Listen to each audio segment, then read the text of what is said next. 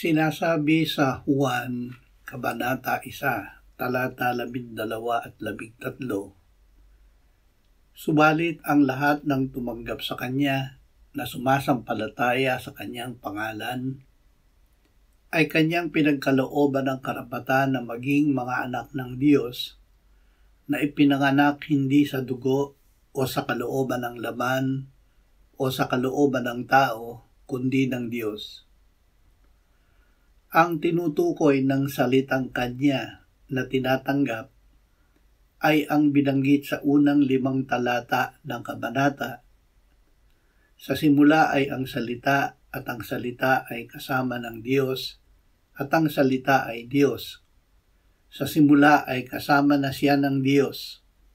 Lahat ng mga bagay ay ginawa sa pamamagitan niya at kung wala siya ay hindi nagawa ang anumang bagay na ginawa. Nasa Kanya ang buhay at ang buhay ay siyang ilaw ng mga tao. Ang ilaw ay lumiliwanag sa kadiliman at ito'y hindi nagapi ng kadiliman.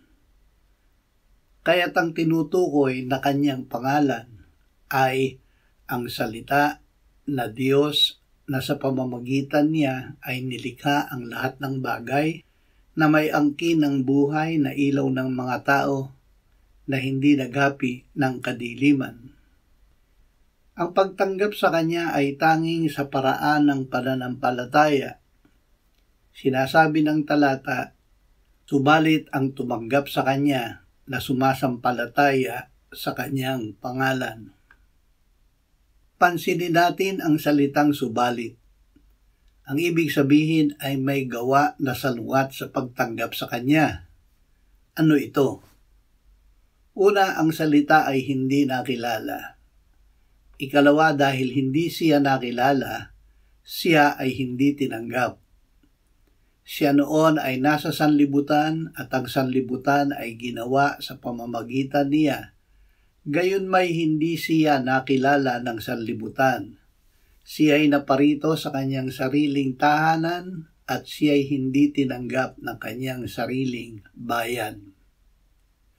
At saka sinabi, subalit ang lahat ng tumanggap sa Kanya na sumasampalataya sa Kanyang pangalan ay Kanyang pinagkalooban ng karapatan na maging mga anak ng Diyos na ipinanganak hindi sa dugo o sa kalooban ng laman o sa kalooban ng tao, kundi ng Diyos.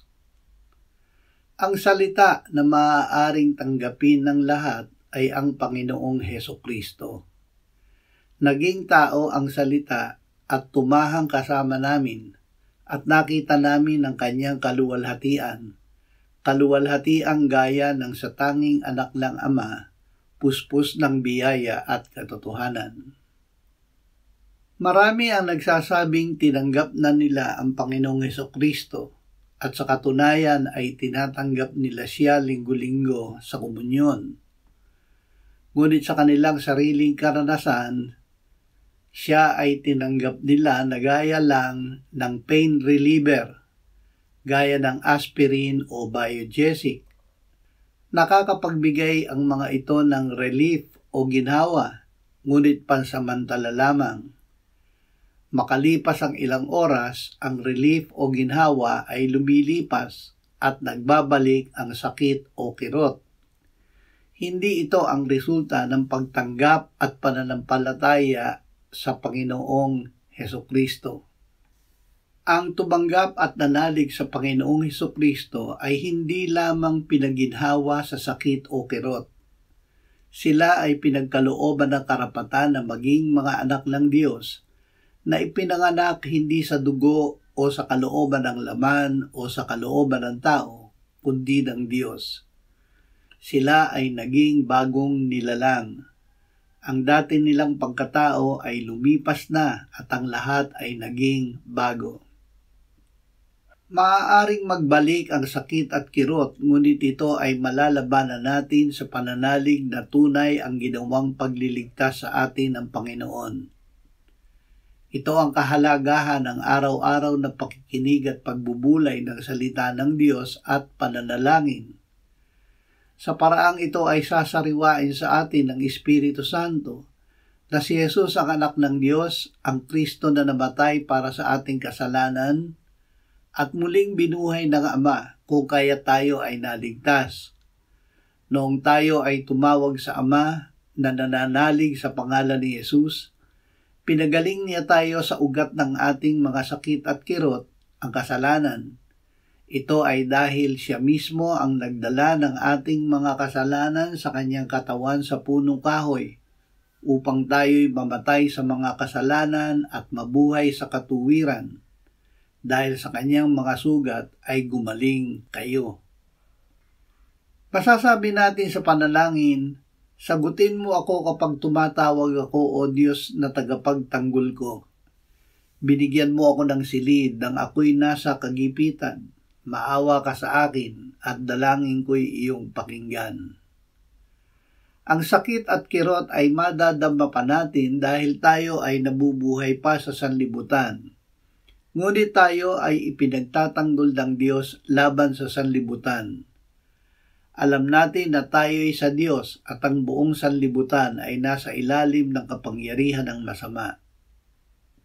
Tayo ay ipinagtatanggol ng Diyos dahil naparito ang salita, ang anak ng Diyos. Binigyan niya tayo ng pagkaunawa, kaya't nakilala natin siya na totoo, hindi lamang isang pansamantalang pain reliever, dahil tayo ay nasa kanya na totoo, sa anak ng Diyos na si Jesucristo, ang tunay na Diyos at buhay na walang hanggan. Tayo ay namatay na at ang ating buhay ay natatago kasama ni Kristo sa Diyos. Huwag nating halinhan ang Panginoong Jesucristo na tinanggap na natin at pinananampalatayaan. Lumayo tayo sa mga Diyos-Diyosan. Ingatan natin ang ating sarili. Huwag nating iwala ang tinanggap natin nang manalig tayo sa salita ng Diyos na nagsasabi, ang lahat ng tumanggap sa Kanya na sumasampalataya sa Kanyang pangalan ay Kanyang pinagkalooban ng karapatan na maging mga anak ng Diyos na ipinanganak hindi sa dugo o sa kalooban ng laman o sa kalooban ng tao, kundi ng Diyos.